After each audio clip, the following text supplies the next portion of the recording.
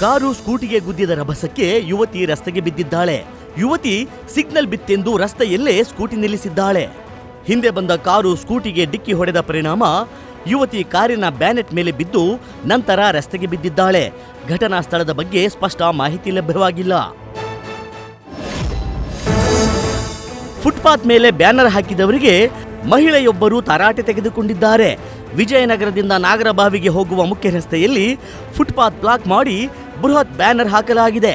ಇದರಿಂದ ಪಾದಾಚಾರಿಗಳಿಗೆ ತೊಂದರೆಯಾಗ್ತಿದೆ ಅಂತ ಮಹಿಳೆ ತರಾಟೆ ತೆಗೆದುಕೊಂಡಿದ್ದಾರೆ. ಬೆಂಗಳೂರಿನ ಲಾಲ್ಬಾಗ್ನಲ್ಲಿ ವೃದ್ಧನ ಮೇಲೆ ಶ್ವಾನ ದಾಳಿ ಮಾಡಿದೆ. ನಿನ್ನೆ ಲಾಲ್ಬಾಗ್ಗೆ ವಾಕಿಂಗ್ ಮಾಡಲು ಬಂದಿದ್ದ 72 ವರ್ಷದ ವೃದ್ಧನ ಮೇಲೆ ಏಕಾಏಕಿ ಶ್ವಾನ ದಾಳಿ ಮಾಡಿದ್ದು, ಶ್ವಾನ ದಾಳಿಯಿಂದ ವೃದ್ಧನ ಎಡಗೈ ತೋಳಿನ ಭಾಗಕ್ಕೆ ಗಂಭೀರ ಗಾಯವಾಗಿದೆ.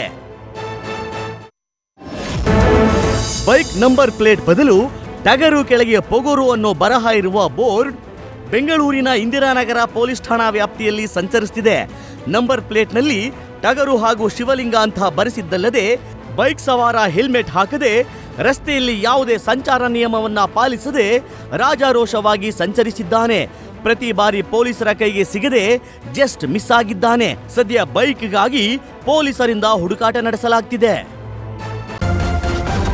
ನ್ಯೂಸ್ ಫಸ್ಟ್ ನಿರ್ಭೀತಿಯಿಂದ ನಿಮ್ಮ ಪರವಾಗಿ.